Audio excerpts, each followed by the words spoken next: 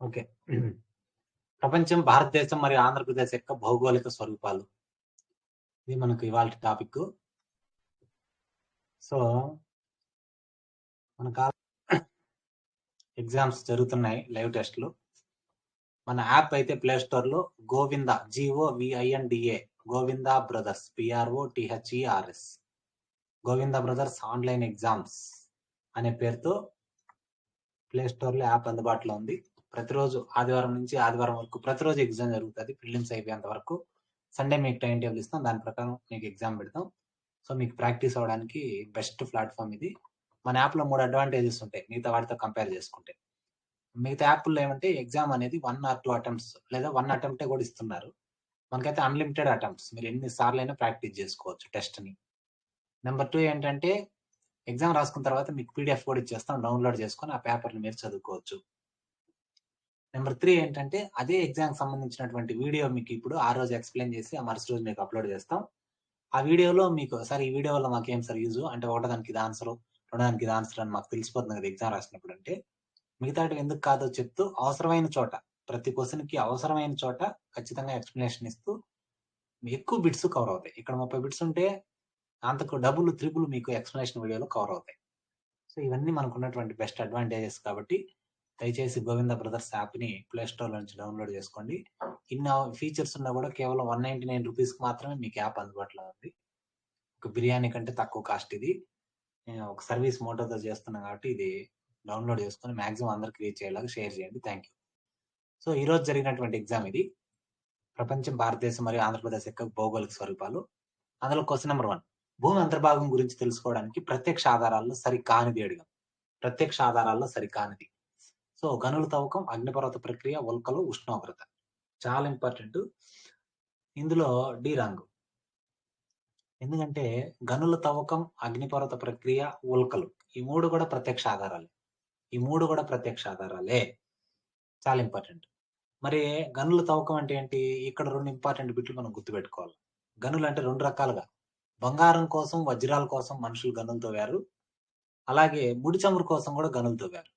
మరి బంగారు కోసం, వజ్రాల కోసం ఎంత లోతు తవ్వారు అంటే 5 నుంచి 6 కిలోమీటర్ల లోతు వరకు తవ్వారు భూమిని. అదే ముడి చమురు కోసం అయితే 10 కిలోమీటర్ల లోతు వరకు తవ్వడం జరిగింది. ఈ 2 కూడా ఇక్కడ ఇంపార్టెంట్ క్వశ్చన్స్. మరి ఉష్ణోగ్రత అనేది ఎటువంటి ఆధారము అంటే ఇది పరోక్ష ఆధారం. ఉష్ణోగ్రత అనేది పరోక్ష ఆధారం. పరోక్ష ఆధారాల్లో కేవలం ఉష్ణోగ్రత ఒకటే ఉందా? ఇంకా ఏమైనా ఉన్నాయా పరోక్ష ఆధారాల్లో అంటే పీడనం ఉంది, సాంద్రత ఉంది, భూకంప తరంగాలు కూడా ఉన్నాయి. భూకంప తరంగాలు. సో ఉష్ణోగ్రత, పీడనము, సాంద్రత, భూకంప తరంగాలు ఈ 4 పరోక్ష కిందకు వస్తాయి. ఇది. నెక్స్ట్ క్వశ్చన్ నెంబర్ 2, భూకంప తరంగాలు క్రిందికి సంబంధించిన వాటిలో సరైనది ఏదేను? భూకంప తరంగాలకు సంబంధించి. సో భూకంప తరంగాలు సంభవించినప్పుడు భూకంప అధికేంద్రం అధీయణ కేంద్రం చేరుకునే మొదటి తరంగాలు పి తరంగాలు. ఘనపదార్థం నుండి ద్రవ పదార్థంలోకి మారినప్పుడు వక్రీభవనం చెందే తరంగాలు ఎస్ తరంగాలు. భూకంపం వల్ల జరిగిన నష్టానికి కారణమయ్యే తరంగాలు ఎల్ తరంగాలు. అన్నిటికంటే నెమ్మదిగా ప్రయాణించే తరంగాలు ఎస్ తరంగాలు. వీటిలో మనకేం అడిగాడు? సరి అయిన జత ఏది అని అడిగాడు. సో సరైన జత ఏంటి? ఏసీ సరైనటువంటి జత. ఏసీ సరైన జత. సో ఏ కరెక్ట్, సి కరెక్ట్ అంటే ఆటోమేటిక్ గా బిడి అనేది రాంగ్. మరి బి ఎందుకు రాంగ్? ఘనపదార్థం నుండి ద్రవ పదార్థంలోకి మారినప్పుడు వక్రీభవనం చెందే తరంగాలు ఎస్ తరంగాలు కదా, ఇవి కూడా పి తరంగాలే. ఇవి కూడా పి తరంగాలే. పి అంటే ప్రాథమిక తరంగాలు అని, ఎస్ అంటే ద్వితీయ లేదా గౌణ తరంగాలు అని పిలుస్తారు. తర్వాత ఎల్ అంటే సర్ఫేస్ వేవ్స్ అంటారు, అంటే ఉపరితల తరంగాలు అని పిలుస్తారు. ఎల్ అంటే ఉపరితల తరంగాలు లేదా సర్ఫేస్ వేవ్స్. డి ఎందుకు రాంగు? అన్నిటికంటే నెమ్మదిగా ప్రయాణించే తరంగాలు ఎస్ తరంగాలు అన్నాం కాదు, ఎల్ తరంగాలు. అంటే పి కన్నా ఎస్ కన్నా కూడా ఎల్ అనేది నెమ్మదిగా వెళ్తుంది, అంటే మిగిలిన రెండింటికంటే నెమ్మదిగా వెళ్ళినట్టే. ఇలా 3 రకాల తరంగాలు అనేవి మనకు ఉంటాయన్నమాట. చాలా ఇంపార్టెంట్, గుర్తుపెట్టుకోవాలి. నెక్స్ట్,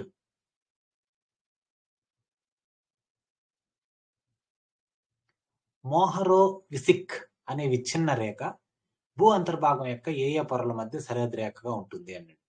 సో మనకు భూ అంతర్భాగం తెలుసు, మనం తీసుకుంటాం కొడుగుడు ఆకారంలో మనము చదువుకుంటాం, నేర్చుకుంటాం. మన భూ అంతర్భాగం అనేది మనం తీసుకున్నప్పుడు భూ పటలం అనేది ఉంటుంది, పై పొర. తర్వాత దాని కింద భూ ప్రావారం ఉంటుంది, దాని కింద భూ కేంద్ర మండలం ఉంటుంది. ఇవి 3 పొరలు. మరి భూపటలానికి భూ ప్రావారానికి మధ్య ఒక విచ్ఛిన్న రేఖ, విడగొట్టేటువంటి రేఖ ఉంటుంది. ఆ విచ్ఛిన్న రేఖని ఏమని పిలుస్తారంటే మోహరో విసిక్ అంటారు. కాబట్టి కరెక్ట్ ఆన్సర్ ఏ అవుతుంది. మరి భూ ప్రావారానికి కేంద్ర మండలానికి మధ్యన ఏమీ ఉండదా? భూ ప్రావారానికి కేంద్ర మండలానికి మధ్య ఏమీ ఉండదా అంటే ఇక్కడ కూడా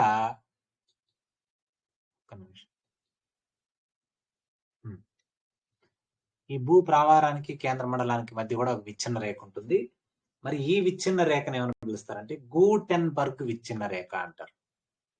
గూటెన్బర్గ్ విచ్ఛిన్న రేఖ. సో భూపటలము భూ ప్రావారం మధ్యలో అడిగితే మోహరో విసిక్, అదే భూ ప్రావారానికి భూ కేంద్ర మండలానికి మధ్య అడిగితే గూటెన్బర్గ్ విచ్ఛిన్న రేఖ అని పిలవడం జరుగుతుంది. సో మనకు భూపటలానికి ఒక పేరుంది, భూ ప్రావారానికి ఒక పేరుంది, భూ కేంద్ర మండలానికి కూడా ఒక పేరు. మరి భూపటలానికి ఉన్నటువంటి మరొక పేరు ఏం పేరు? లిథోస్పియర్. లిథోస్పియర్. భూ ప్రావారానికి ఉన్నటువంటి మరొక పేరు ఏం పేరు? మీసోస్పియర్. మీసోస్పియర్. భూ కేంద్ర మండలానికి ఉన్నటువంటి ప్రావారానికి ఉన్నటువంటి మరొక పేరు ఏం పేరు అంటే బ్యారీస్పియర్. అంతకుమించి ఎక్కువ చెప్తే ఇది కంటెంట్ అయిపోతుంది కాబట్టి 1-2 బిట్లు చెప్తున్నాం. సో ఏ మూలకాలు ఉంటాయని మీరు ఒకసారి చూసుకోండి. నెక్స్ట్, భూ అంతర్భాగ పొరలకు సంబంధించి క్రింది వాటిలో సరైనది అని అడిగాడు. 4. సరైనది ఏది అని అడిగాడు. సరైనది అంటే ఇక్కడ ఏం చెప్పాము? ఇక్కడ చెప్పు. ఆప్షన్ డి కరెక్ట్ ఇక్కడ. ఎందుకంటే ఏ బిసి 3 సరి అయినవే. అంతర్భాగ పొరలను భూపటలం యొక్క వాటా మొత్తం భూమి యొక్క ఘనపారంలో 1% ఉంటుంది. మనం చెప్పుకున్నాం పైన భూ పటలం ఉంటుంది, మళ్ళీ భూ ప్రావారం ఉంటుంది, మళ్ళీ భూ కేంద్ర మండలం, ఇలా 3 పొరలు ఉంటాయి. సో పటలం యొక్క వాటా ఎంత? 1%. దేనిలో? మొత్తం భూమి యొక్క ఘనపరిమాణంలో. ఘనపరిమాణం అంటే మనకు తెలుసు. ఘనపరిమాణాన్ని ఎలా లెక్కిస్తామో పొడవు ఎంత ఉంది, వెడల్పు ఎంత ఉంది, ఎత్తు ఎంత ఉంది, ఈ మూడింటిని బేస్ చేసుకొని మనం ఘనపరిమాణాన్ని లెంత్, బ్రెడ్త్, హైట్ 3 మల్టిప్లికేషన్ చేస్తే మనకు వాల్యూమ్ వస్తుంది. వాల్యూమ్ అంటారు ఘనపరిమాణాన్ని. సో మొత్తం భూమి యొక్క ఘనపరిమాణంలో 1% భూపటలం ఉంటుంది. భూ ప్రావారం అయితే 16% ఉంటుంది.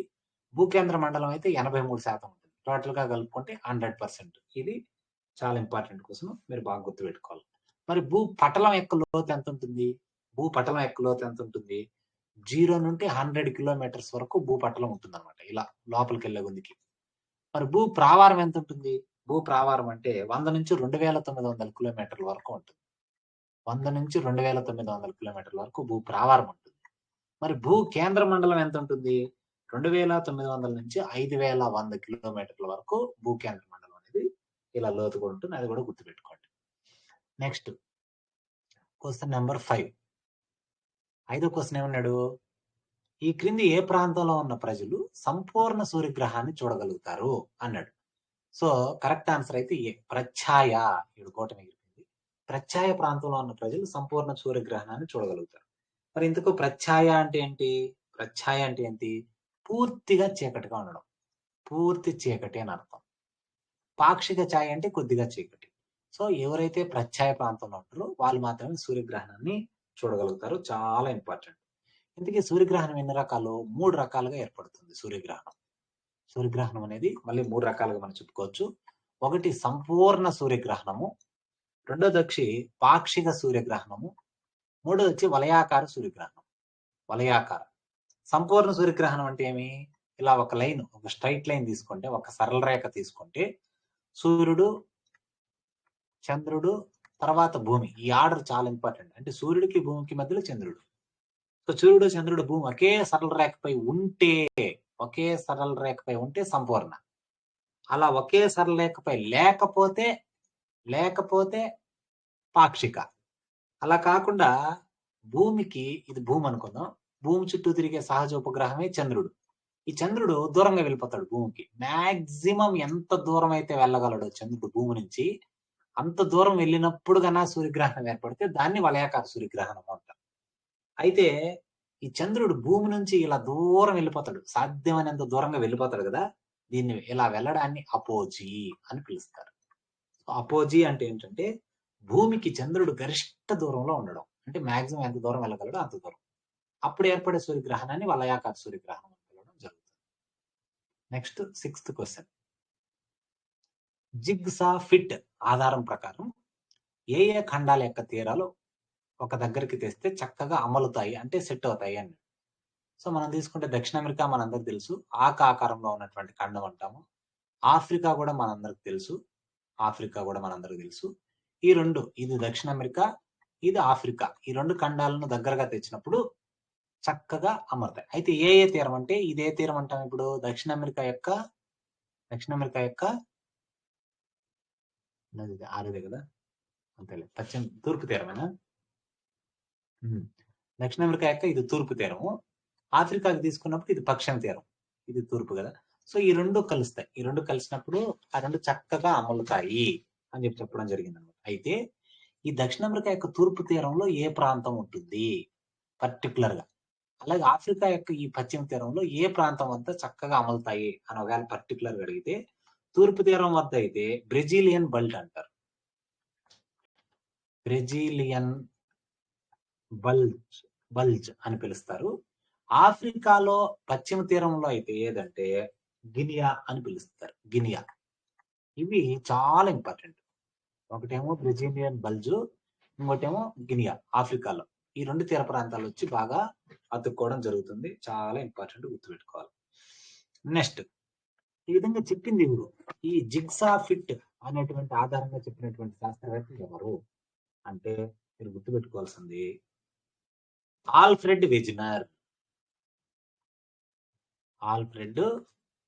వెజినర్ అనేటువంటి శాస్త్రవేత్త ఈ విధంగా చెప్పడం జరిగింది అనమాట. ఇతను ఒక బుక్ రాశాడు, ఈ వెజినర్ అనేటువంటి వ్యక్తి ఒక ఫేమస్ బుక్ రాశాడు. అతను రాసినటువంటి బుక్ ఏంటంటే the origin of continents and oceans. The origin అంటే పుట్టుక, ద ఆరిజిన్ అంటే పుట్టుక, ఏ పుట్టుక, కాంటినెంట్స్ అంటే ఖండాలు, అండ్ ఓషన్స్ అంటే సముద్రాలు, ఖండాలు మరియు సముద్రాలు అనేటివి ఎలా పుట్టాయి అని రాయడం జరిగింది. నెక్స్ట్ మాగ్మాకు సంబంధించి సమ్ ఎగిరిపోయింది, క్రింది వాటిలో సరి అయినది ఏది అని అడిగాం మాగ్మాకు. సో భూమి లోపల గల అధిక ఉష్ణోగ్రతల వల్ల ఏర్పడిన శిలాద్రవము, దీనిలో శిలలో అన్ని పూర్తిగా కరిగిపోయి ఉంటాయి. కార్బోనటైట్ మాగ్మా తక్కువ ఉష్ణోగ్రతను కలిగి ఉంటుంది, కొమటైట్ మాగ్మా ఎక్కువ ఉష్ణోగ్రతను కలిగి ఉంటుంది. మనకేమడిగినాడు, సరైనది అడిగాడు. సో సి అంటే A C D 3 correct, B wrong. మరి అత్యధిక ఉష్ణోగ్రత వల్ల ఏర్పడిన శిలాద్రవాన్ని మాగ్మా అంటారు, కరెక్ట్. కార్బోనటైట్ మాగ్మా అనేది తక్కువ ఉష్ణోగ్రత, టెంపరేచర్ కొంచెం తక్కువ ఉంటుంది. కొమటైట్ మాగ్మా అనేది మాత్రం ఎక్కువ ఉష్ణోగ్రత ఉంటుంది, ఇది కూడా కరెక్టే. మరి బి ఎందుకు రాంగ్ అంటే శిలలన్నీ పూర్తిగా కరిగిపోయి ఉంటాడు, లేదు అది తప్పు, పూర్తిగా కరిగిపోయి ఉంటావు, కొన్ని కరగనివి కూడా ఉంటాయి, కొన్ని కరగని శిలలు కూడా ఈ మాగ్మాలో ఉంటాయి. ఇది మనం ఇంపార్టెంట్ గుర్తుపెట్టుకోవాలి, చాలా ఇంపార్టెంట్. మరి మాగ్మా యొక్క ఉష్ణోగ్రత ఎంత ఉంటుందంటే 700 డిగ్రీ సెంటిగ్రేడ్ నుంచి 1300 డిగ్రీ సెంటిగ్రేడ్ వరకు కూడా దీని యొక్క ఉష్ణోగ్రత అనేది ఉంటుంది, ఇది ఇంపార్టెంట్. నెక్స్ట్, ఖండాల వారీగా ఈ క్రింది ముడత పర్వతాలను జతపరచండి అన్నాడు, ఖండాల వారీగా జతపరచమన్నాడు. సో కరెక్ట్ ఆన్సర్ వచ్చి సి. ఇక్కడ ఒకటో దానికి ఏంది, యురల్ ఎక్కడ ఉంటాయి, యురల్ పర్వతాలు ఆసియాలో ఉంటాయి. డ్రాకెన్బర్గ్ ఎక్కడ ఉంటాయి, ఆఫ్రికాలో ఉంటాయి. తర్వాత పైరినీస్ అనేటివి ఎక్కడ ఉంటాయి, ఐరోపాలో ఉంటాయి. గ్రేట్ డివైడింగ్ రేంజ్ అనేది ఆస్ట్రేలియాలో ఉంటాయి. సో ఇది కరెక్ట్ ఆన్సర్ వచ్చి ఆప్షన్ 3, ఇది గుర్తుపెట్టుకోవాలి. తర్వాత ప్రపంచంలో పొడవైన ముడత పర్వతాలు ఏంటివి, ముడత పర్వతాలు అంటే మనకు తెలుసు, పొడవైన ముడత పర్వతాలు ఏంటంటే ప్రపంచంలో అడిగితే ఆండీస్ పర్వతాలు అని మనం పిలుస్తాము. ఈ ప్రపంచంలో అతి పొడవైన ముడత పర్వతాలు ఎక్కడ ఉంటాయంటే దక్షిణ అమెరికా ఖండంలో ఉంటాయి. మీకు ఇంతసేపు దక్షిణ అమెరికా వేసి చూపించాం కదా, ఈ పొడవైన దేశం ఒకటి ఉంటుంది ఇక్కడ, చిలీ అంటారు ఈ దేశాన్ని, ఇక్కడ ఉంటాయి ఆ పర్వతాలు. అందుకే దేశం కూడా పొడవుగా ఉంటుంది, పర్వతాలు కూడా పొడవుగా ఉంటాయి.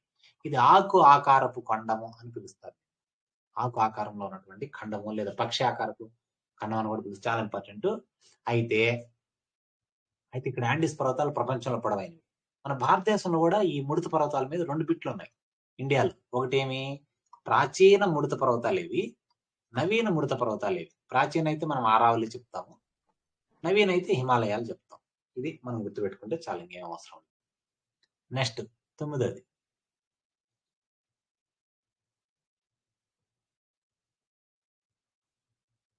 ఎడారిలోని ప్రత్యేక భూస్వరూపాలలో సరికాని జాత అడిగాడు. ఎడారిలో కొన్ని ప్రత్యేక భూస్వరూపాలు ఉంటాయి, వాటిల్లో సరికాని జత ఏది అని అడిగాం. సో సరికానిది ఏదంటే ఇక్కడ బి రాంగ్. మిగతా 3 కరెక్టే. ఏ కరెక్టే, సి కరెక్టే, డి కరెక్టే. పర్వత పాదాల వద్ద గల రాతి మైదానాలను పెడిమెంట్స్ అంటారు. రాతి ఎడారులను రెగ్ అంటారు. రెగ్ అంటారు లేదా హమడా అని కూడా అంటారు. మీకు అక్కడే అర్థమైపోయింది. రెగ్ అన్నా లేదా హమడా అన్న రెండు కూడా రాతి ఎడారులు అని అర్థం. అంటే ఇక్కడ హమడా అనేది తప్పు. ఇసుక ఎడారులను ఎర్గ్ అంటారు. ఎర్గ్ కాదు ఎర్గ్ అంటారు. అయితే తాత్కాలిక లోయల్ని ఏమని పిలుస్తారు? ఇది మనకు క్వశ్చన్. తాత్కాలిక లోయల్ని ఏమని పిలుస్తారంటే వాడీలు అని పిలుస్తారు. వాడి అది. సో పెడిమెంట్స్ అంటే పర్వత పాదాల వద్ద గల రాతి మైదానాలు, తాత్కాలిక లోయలు అంటే వాడీలు, రాతి ఎడారులు రెగ్ లేదా హమడ, ఇసుక ఎడారులు వచ్చి ఎర్గ్. ఇది నెక్స్ట్ 10వ క్వశ్చన్. ప్రపంచంలో ప్రధాన పీఠభూములను ప్రాంతాల వారీగా జతపరచండి. ప్రధాన పీఠభూములు చాలా ఇంపార్టెంట్. ఇది కూడా కరెక్ట్ ఆన్సర్ ఏ. ఒకటో దానికి సి. లారెన్సియన్ పీఠభూమి ఎక్కడుంది? కెనడాలో ఉంది. యుకాన్ కుషోక్ ఉన్ పీఠభూమి ఎక్కడుంది? అమెరికాలో ఉంది. బర్కిలీ పీఠభూమి ఎక్కడుంది? ఆస్ట్రేలియాలో ఉంది. కటంగా పీఠభూమి ఎక్కడుంది? ఆఫ్రికాలో ఉంది. మరి వీటిల్లో కొన్ని పీఠభూములకు ప్రత్యేకత ఉంది. ఇప్పుడు ఈ బర్కిలీ పీఠభూమి ఎక్కడుంది? ఆస్ట్రేలియాలో ఉంది అన్నాం కదా. ఈ ఆస్ట్రేలియాలో ఉన్న బర్కిలీ పీఠభూమి యొక్క ప్రత్యేకత ఏంటంటే యురేనియం మరియు రాగికి బాగా ఫేమస్. యురేనియం మరియు రాగి ఈ రెండింటికి బాగా ఈ పీఠభూమి అనేది ఫేమస్. మరి కటంగా అన్నాం కదా, పీఠభూమి ఆఫ్రికాలో ఉందన్నాం కదా. ఇది దేనికి ఫేమస్ అంటే కటంగా అనేది ఇది రాగికి బాగా ఫేమస్. అదే ఆస్ట్రేలియాలో ఇంకొక పీఠభూమి కూడా ఉంది. దాన్ని ఏమంటారు? కింబర్లీ అంటారు. కింబర్లీ పీఠభూమి ఆస్ట్రేలియాలో ఉంటుంది. ఇది కూడా ఇది వజ్రాలకు బాగా ఫేమస్. ఇది వజ్రాలకు బాగా ఫేమస్. Next 11వ question. ఈ క్రింది సమాచారాన్ని బట్టి ఇవి ఏ పర్వత శ్రేణికి చెందినవి గుర్తించండి.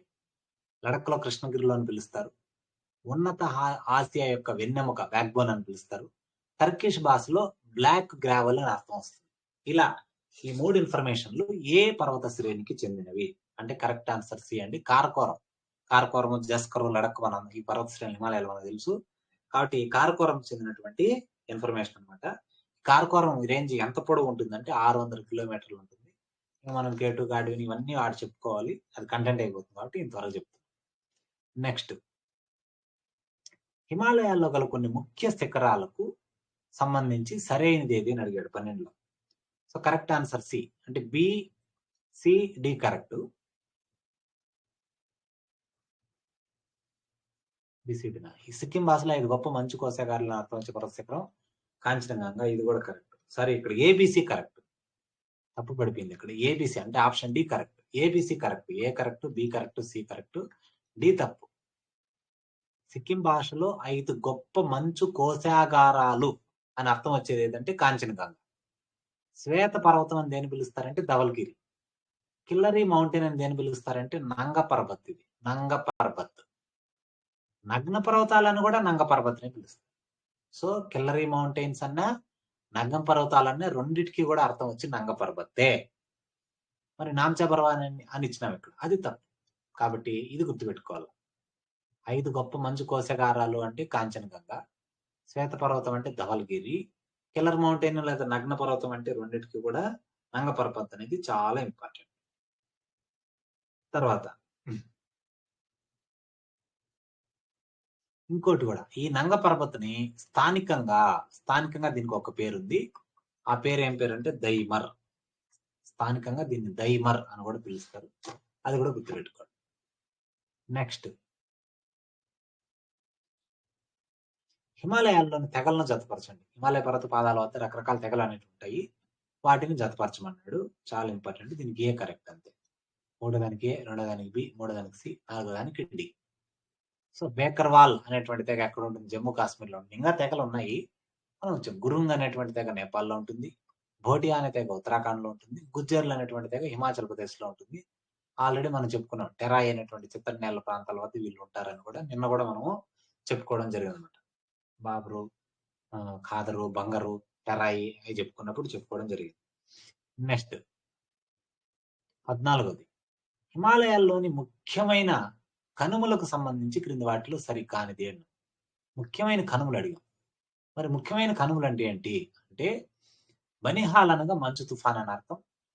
భారతదేశంలో వాహనాలు వెళ్లే అతి ఎత్తైన కనుమ ఖర్దుంగ్లా, అతి పురాతనమైన రవాణా మార్గం నాథులా, సవాలు భూమి అని అర్థం వచ్చే కనుమ రోహతాంగ్. మరి వీటిలో తప్పుగా ఉన్నది ఏది? అంటే సి. అతి పురాతనమైన రవాణా మార్గం నాథులా అన్నారు. ఇది కాదు. అతి పురాతనమైనటువంటి రవాణా మార్గం ఏది? కారకోరం. కారకోరం. మరి కారకోరం అనేది ఎక్కడుందంటే చైనా మరియు లడఖ్ యొక్క సరిహద్దు. చైనా మరియు లడఖ్ యొక్క సరిహద్దులో ఇది అతి పురాతనమైన రవాణా మార్గంగా ఉంది. మిగిలినవన్నీ కరెక్టే. బనిహాల్ అంటే మంచు తుఫాను అని అర్థం. భారతదేశంలో వాహనాలు వెళ్లి ఎత్తుగా ఉండే కనుమ అయితే ఖర్దుంగ్లా. సవాల భూమి అంటే ఏంటంటే రోహతంగ్. ఇది హిమాచల్ ప్రదేశ్ లో ఉంది. ఎందుకు సవాల భూమి అంటారంటే దీన్ని దాటేది చాలా కష్టం. దాటే క్రమంలో చాలా మంది చనిపోతున్నారు కాబట్టి దీన్ని సవాల భూమి అని పిలవడం జరుగుతుంది అనమాట. ఇంకా బనిహాల్ ఎక్కడుంది? జమ్మూ అండ్ కాశ్మీర్ లో ఉంది. ఖర్దుంగ్లా ఎక్కడుంది? లడఖ్ లో ఉంది. అది మనందరికీ తెలిసింది. నెక్స్ట్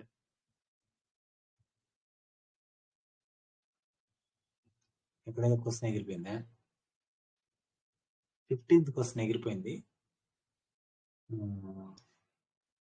ఓహో, మాల్వాపేట భూమి. మాల్వాపేట భూమి. మాల్వాపేట భూమి ఎక్కడుంది అని క్వశ్చన్ ఏమో. అంటే పీడిఎఫ్ డౌన్లోడ్ చేసుకున్నప్పుడు కొన్ని క్వశ్చన్లు ఎగిరిపోతున్నాయి. మాల్వాపేట భూమి ఎక్కడుంది అనేది క్వశ్చన్. ఎక్కడుంది? వింధ్య పర్వతాలకు ఉత్తరంగా ఉంది. మనం గుర్తుపెట్టుకోవాల్సింది ఏంటంటే మాల్వాపేట భూమికి బార్డర్స్ ఇంపార్టెంట్. బార్డర్స్ అనేది చాలా ఇంపార్టెంట్. ఎందుకంటే చాలా సార్లు అడిగారు. ఇది వెస్ట్, పశ్చిమాన ఏమున్నాయి? ఆరావళి పర్వతాలు ఉన్నాయి. ఇది తూర్పు, తూర్పున ఏమున్నాయి? బుందేల్ఖండ్ పీఠభూమి ఉంది. బుందేల్ఖండ్ భూమి ఉంది. అలాగే దక్షిణాన్ని తీసుకుంటే దక్షిణాన్ని వింధ్య పర్వతాలు అనేటివి ఉన్నాయన్నమాట. చాలా ఇంపార్టెంట్. సో ఇక్కడ వింధ్య ఉన్నాయి కాబట్టి పైకి చూసినప్పుడు ఉత్తరాన వింధ్యకు ఉత్తరాన మాల్వా ఉంది. మాల్వాకు దక్షిణాన్ని వింధ్య పర్వతాలు ఉన్నాయి. ఇది కన్ఫ్యూజ్ అవ్వకుండా బాగా గుర్తుపెట్టుకోవాలి. తర్వాత ఈ మాల్వా పీఠభూమికి మరొక పేరు ఉంది. మరొక పేరు ఏం పేరు అంటే పర్వతపాద పీఠభూమి. పర్వతపాద పీఠభూమి అని కూడా పిలుస్తారు. ఈ మాల్వా పీఠభూమిలో 2 ఫేమస్ జూ పార్కులు ఉన్నాయి. ఆ ఫేమస్ జూ పార్కులు ఏంటి? ఒకటి రణతంబోర్ అనేది, ఇంకోటి వచ్చి శివపురి. ఈ 2 కూడా మాల్వా పీఠభూమిలో వస్తాయి. నేషనల్ పార్క్స్ గుర్తుపెట్టుకోవాలి. నెక్స్ట్, సతత హరిత మరియు శృంగాకార అడవులతో నిండి ఉన్న హిమాలయాలు ఏవి? ఇది చెప్పి ఎల్స్పిన్ బిట్. ఇది హిమాచల్. సతత హరిత మరియు శృంగాకార అడవులతో ఉండేది హిమాచల్ అన్నమాట. తర్వాత హిమాద్రి అనేది ఏముంటుంది? ఎత్తైన శిఖరాలకు ఫేమస్. ఎత్తైన శిఖరాలకు హిమాద్రి అనేది ఫేమస్. హిమాచల్ అనేది ఏంటి? సతత హరిత మరియు శృంగాకార అడవులు అంటారు, లేదా ఆకురాల్చు అడవులు అని కూడా అంటారు. ఈ ఆకురాల్చు అడవులకు ఫేమస్. శివాలిక్ అనేది అగ్నిపర్వతాలు భూకంపాలకు ప్రసిద్ధి. అగ్నిపర్వతాలు భూకంపాలకు ఫేమస్. ఇది చాలా ఇంపార్టెంట్. హిమాద్రి, హిమాచల్, శివాలిక్ ఏది దేనికి? నెక్స్ట్ 17వ క్వశ్చన్. ఈ క్రింద ఇవ్వబడిన బీచ్లలో సరికాని జత అడిగాడు. Simple question. సో ఇక్కడ కేరళ సుంగుముగన్, అండమాన్ నైల్ ఐలాండ్, మహారాష్ట్ర మాల్వన్, కర్ణాటక యారడ్. ఇది తప్పు, మనందరికి తెలిసింది. యారడ్ అనేది ఎక్కడుంది? ఆంధ్రప్రదేశ్ లో. మిగతా 3 కరెక్టే. కేరళ సుంగుముగన్, అండమాన్ లో నైల్ ఐలాండ్, మహారాష్ట్రలో మాల్వన్, ఇవన్నీ కరెక్టే. యారడ్ వచ్చి ఆంధ్రప్రదేశ్ లో ఉంది. నెక్స్ట్ 18. థార్ ఎడారికి సంబంధించి క్రింది ప్రవచనాలను పరిశీలించుకున్నాడు. సో ఇది మనం చూసినట్టు దేశ వాయువ్య ప్రాంతంలో 2,00,000 చదరపు కిలోమీటర్ల విస్తీర్ణంలో ఉంది. రాజస్థాన్, దక్షిణ పంజాబ్, హర్యానా, ఉత్తర గుజరాత్ రాష్ట్రాలు విస్తరించింది. చాలా ఇంపార్టెంట్. ఇది ఒక ఎర్గ్ స్థలాకృతి. ఎర్గ్ అంటే మనం ఆల్రెడీ ఎంతసేపు చెప్పుకున్నాం ఎడారులకు సంబంధించి. తర్వాత సాంబార్ సరస్సు ఎడారిలో ఉంది. సో ఏమన్నాడు? అన్ని కరెక్ట్, అన్ని కూడా కరెక్ట్. భారతదేశాన్ని చెప్పుకున్నప్పుడు నేను చెప్పాను, ఓ వాన అంటే ఓ వాన, కింద నుంచి పైకి ఆయి అంటే రా అని చెప్పాను మీకు. ఇక్కడ నుంచి స్టార్ట్ చేసి ఓ వాన ఆయి అంటే రా. వాంటి వాయువు నా నైరుతి ఆంటి ఆగ్నేయం ఏంటి. సో ఈ వాయువ్య ప్రాంతంలో 2,00,000 చదరపు కిలోమీటర్ల విస్తీర్ణంలో థార్ ఎడారి అనేది విస్తరించి ఉంది. చాలా ఇంపార్టెంట్. నెక్స్ట్ 19. భారతదేశంలో పీఠభూములకు సంబంధించి సరికాని జత అని అడిగాడు. సరికాని జత. సో చోటా నాగపూర్ పీఠభూమి, పరాస్నాథ్ శిఖరం అనేది దీంట్లో ఉంది. మేఘాలయ పీఠభూమి, నో క్రీక్ అనే శిఖరం దీంట్లో ఉంది. మళ్ళీ చోటా నాగపూర్ పీఠభూమి, పల్మావు నేషనల్ పార్క్ అనేది ఇక్కడ ఉంది. మనందరూ తెలుసు. చోటా నాగపూర్ ఏమంటారు? మినరల్ ల్యాండ్ ఆఫ్ ఇండియా అంటారు. మినరల్ ల్యాండ్ ఆఫ్ ఇండియా అని పిలుస్తారు, లేదా రూర్ ఆఫ్ ఇండియా అని పిలుస్తారు. రూర్ ఆఫ్ ఇండియా. అదే రూఫ్, ROOF, రూఫ్ అంటే వేరే మారిపోతుంది, మళ్ళీ టిబెట్ వస్తుంది. సారీ, లడక్ వస్తుంది. ప్రపంచ పైకప్పు అయితే పామీర్ నాట్ వస్తుంది, ఇక్కడ లడక్ వస్తుంది. అదే రూర్ అన్నప్పుడు మాత్రం చోటా నాగపూర్ పేట అనేది వస్తుంది. సో ఇక్కడ తప్పుగా ఏం లేవు, అన్ని కరెక్ట్ గానే ఉన్నాయి. అది మనం గుర్తుపెట్టుకోవాలి. నెక్స్ట్, పూర్వాంచల్ హిమాలయాలకు సంబంధించి సరికాని జత. హిమాద్రి, హిమాచల్, పూర్వాంచల్ నేను ఆల్రెడీ చెప్పాము. ఏమని, ఇండియా మ్యాప్ మీకు వేసినప్పుడు హిమాద్రి, హిమాచల్, శివాలిక్ ఇవన్నీ ఇక్కడవి వంపు తిరుగుతాయి. వంపు తిరిగిన ఈశాన్య రాష్ట్రాల్లో ఇక్కడ పూర్వాంచల్ అంటాము. తర్వాత ఇక్కడ అరకానియమ పర్వతాలుగా మారిపోతుంది కూడా హిమాలయాలు కొనసాగింపి అండమాన్ వరకు అని చెప్పాను. కాబట్టి ఈ పూర్వాంచల్కి సంబంధించి సరికాని జత ఏది అని అడిగాడు 20లో. చాలా ఇంపార్టెంట్. ఇవి కూడా అన్ని కరెక్టే ఉంది. మణిపూర్, జుకు లోయ మణిపూర్లో ఉంది. మిజోరాం ఎక్కడ పెరగవు అనమాట, కేవలం మిజోరాంలో మాత్రమే పెరుగుతాయి. ఏంటివి? షిరోయి కలవలు, చాలా ఇంపార్టెంట్. షిరోయి కలువలు అనేటివి మిజోరాంలో మాత్రం పెరుగుతాయి. సుర్మాలోయ మనందరికీ తెలుసు, అస్సాంలో బాగా తేయాకు ఫేమస్ ఇది. సో అన్ని కరెక్ట్ గానే ఉన్నాయి ఇక్కడ.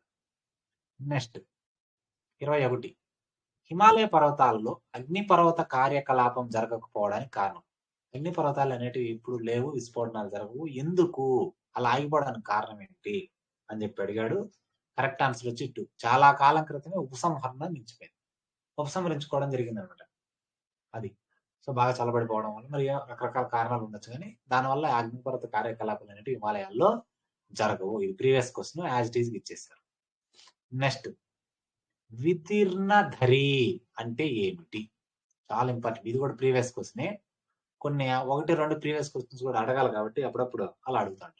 అంటే ఏంటంటే, 2 సమతల ప్రాంతాల మధ్య భాగం కిందికి కృంగిపోవడం. ఇలా ఉంది, ఇప్పుడు భూమి అనుకుందాం, ఇక్కడ సమతల ప్రాంతం ఉన్నటువంటి సడన్ గా కిందికి కృంగిపోయింది అనుకోండి, ఒక అఘాతం లాగా, దాన్ని విదీర్ణధరి అని పిలవడం జరుగుతుంది. అంతే, అంతకుమించి దాని గురించి ఏం అవసరం లేదు. నెక్స్ట్, ధార్వార్ శిలలు రాష్ట్రంలో వికోసీకరణ ప్రక్రియకు లోను కావడం వల్ల ఏర్పడిన అవశేషాలను ఏమని పిలుస్తారు? ధార్వార్ శిలలు అనేటివి వికోసీకరణ జరిగాయి, దానివల్ల ఏ శిలలు ఏర్పడ్డాయి అంటే చాలా ఇంపార్టెంట్, నోటెడ్ బిట్ ఇది. కడప శిలలు అనేటివి ఏర్పడ్డాయి. అంటే ధార్వార్ శిలల నుంచి కడప శిలలు అనేటివి ఏర్పడడం జరిగింది. ఎలా అంటే వికోసీకరణ అనేది జరగడం వల్ల. ఇవన్నీ కూడా మనం జాగ్రత్తలు చెప్పుకున్నాము. నెక్స్ట్ 24ది, 2 ఇచ్చాము ఇక్కడ స్టేట్మెంట్స్, A, B అని. కృష్ణా జిల్లా కొండపల్లి కొండలలో లభ్యమయ్యే మెత్తటి కలపనిచ్చే వృక్ష జాతి ఏదంటే నల్ల పొనికి అన్నాడు. ఆంధ్రప్రదేశ్ తీరంలో కొడవల ఆకారంలో స్పిట్ ఉన్నటువంటి అంటే ఒక ప్రాంతం ఏదంటే కాకినాడ అన్నాడు. తప్పు, 2 తప్పే ఇక్కడ. ఇది నల్ల పొనికి కాదు, తెల్ల పొనికి. ఆ వృక్ష జాతి పేరు అంటే మొక్క పేరు తెల్ల పొనికి. దీని నుంచి మెత్తటి కలప అనేది వస్తుంది. కొడవల ఆకారంలో ఉండే స్పిట్ కాకినాడలో కాదు, రాజమండ్రిలో ఉంటుంది. సో ఇక్కడ A మరియు B 2 తప్పే, అంటే ఆప్షన్ C అనేది కరెక్ట్. 24. నెక్స్ట్ 25కు, ఆంధ్రప్రదేశ్లోని పేటభూమి ప్రాంతం ప్రధానంగా ఏ రకమైనటువంటి శిలలతో ఏర్పడింది? ఇది కూడా నోటెడ్ బిట్, విని విని విని. సో ఏ రకమైనటువంటి శిలలతో ఏర్పడింది అంటే 1, 2, 3 కార్బోనిఫెరస్, గోండవానా, టెర్షియరీ, 3 రకాలైనటువంటి శిలలతో ఇవి ఏర్పడడం జరిగింది. నెక్స్ట్, పశ్చిమ కనుమలకు సంబంధించి సరికాని వాక్యం అడిగాడు. మనందరూ తెలుసు, భారతదేశాన్ని మనం ఇలా గీసుకున్నప్పుడు ఇవి తూర్పు కనుమలు, ఇవి పశ్చిమ కనుమలు. చాలా క్లియర్ గా చెప్పాను మీకు అప్పుడు క్లాస్ చెప్పినప్పుడు. మరి పశ్చిమ కనుమలకు సంబంధించి సరికాని వాక్యము అంటే ఏంటి? ఏ రాంగ్. ఇవి అవిచ్ఛిన్నంగా కాకుండా స్థలాకృతిలో గాని నిర్మాణంలో గాని ఒకే మాదిరిగా ఉంటాయి. అవిచ్ఛిన్నం అంటే ఏమి? మధ్యలో విడిపోవడం. ఒకే మాదిరిగా ఉంటాయంటే ఒకే మాదిరిగా ఉండవు, ఒకే మాదిరిగా ఉండవు అంతే. ఇక్కడ ఉంటాయి అన్నాము, ఉండవు అంతే, ఇంకేం లేదు. ఒకే మాదిరిగా ఇవి ఎప్పుడు కూడా ఉండవు, వేరు వేరుగా ఉంటాయి అన్నమాట చూడడానికి. అది. తర్వాత చార్నోకైట్ మరియు కాండలైట్ శిలలు తెరపడే, ఇది కరెక్ట్. ఉత్తరం నుండి దక్షిణం వరకు 1066 సగటు ఎత్తును కలిగి ఉన్నాయి, మీటర్స్ అని ఇచ్చి ఉండాలి, ఇక్కడ ఎత్తును కలిగి ఉన్నాయి, కరెక్ట్. సో ఇది ఒకే మాదిరిగా ఉన్నాయి అన్నో, ఇవి ఒకే మాదిరిగా ఉండవు. అది. నెక్స్ట్ 27, మిసోజాయిక్ యుగం చివరి కాలంలోని క్రిటేషియన్ కాలంలో భారత ద్వీపకల్ప ప్రాంతంలోని భూ పట్టణంలోని రంధ్రాల గుండా లావా బహిర్గతం కావడం వల్ల ఏర్పడినటువంటి భూ స్వరూపం ఏది లేదా భౌమ స్వరూపం ఏది అంటారు. చాలా ఇంపార్టెంట్ ఇది కూడా. కరెక్ట్ ఆన్సర్ దక్కన్ నాపలు. క్వశ్చన్ పెద్దది, ఆన్సర్ చిన్నది. క్రిటేషియన్ కాలంలో ఏర్పడ్డాయి అనమాట. ఎక్కడ? భారత ద్వీపకల్ప ప్రాంతంలో. ద్వీపకల్పం అంటేనే మనకు దక్కన్ పీఠభూమి.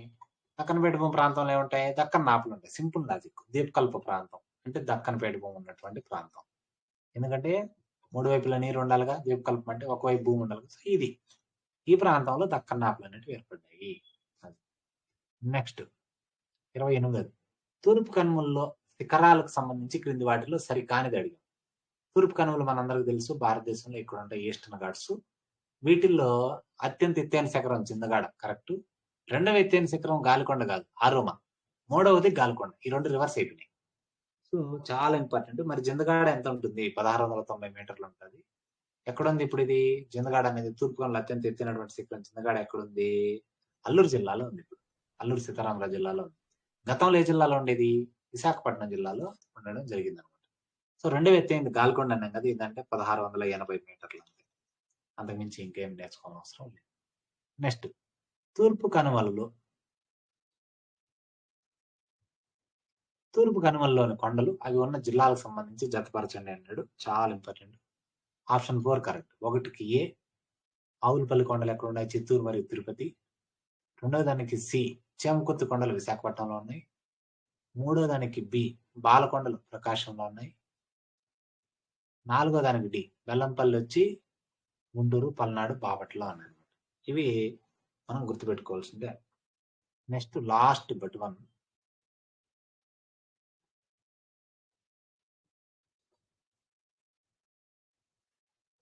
ఆంధ్రప్రదేశ్లో సరస్సులకు సంబంధించి కింది వాటిని పరిశీలించండి అన్నాడు. ఇది కూడా చాలా సింపుల్ క్వశ్చనే. దీంట్లో 3 తప్పు. 1 కరెక్ట్, 2 కరెక్ట్, 3 రాంగ్. అతిపెద్ద సరస్సు కొల్లేరు 260 చదరపు కిలోమీటర్ల విస్తీర్ణం కలిగి ఉంది. అతిపెద్ద లాగూన్ పులికాట్ సరస్సు 460 చదరపు కిలోమీటర్లు కలిగి ఉంది. కొల్లేరు సరస్సులో నీటిని బంగాళాఖాతంలో చేర్చేది బుడమేరు అన్నారు. కాదు. కొల్లేరు సరస్సులో ఉండే నీటిని తీసుకొని బంగాళాఖాతంలో చేర్చే ఏరు ఏదంటే ఉప్పుటేరు. బుడమేరు అని ఇచ్చారు అక్కడ, కాదు. ఉప్పుటేరు అనేది చేర్చడం జరుగుతుంది. ఇది ఇవాళ ప్రాక్టీస్ టెస్ట్. సో ఇంకా జాగ్రఫీ చాలా క్లియర్ గా మ్యాపికల్ రిప్రజెంటేషన్ తో కూడా మీకు చెప్పొచ్చు. ఆల్రెడీ చెప్పేశాము. సో సమయం లేదు కాబట్టి కొంచెం స్పీడ్ గా చెప్పాము. రాబోయే టెస్టుల్లో ఇంకా ఇంకా ఇంకా ఎక్స్ప్లెనేషన్ అనేది వస్తూనే ఉంటుంది. మీకు మంచి రివిజన్ అవుతుంది. దయచేసి అవకాశాన్ని అందరూ సద్వినియోగం చేసుకోండి. Thank you. Om Namo Venkatesaya.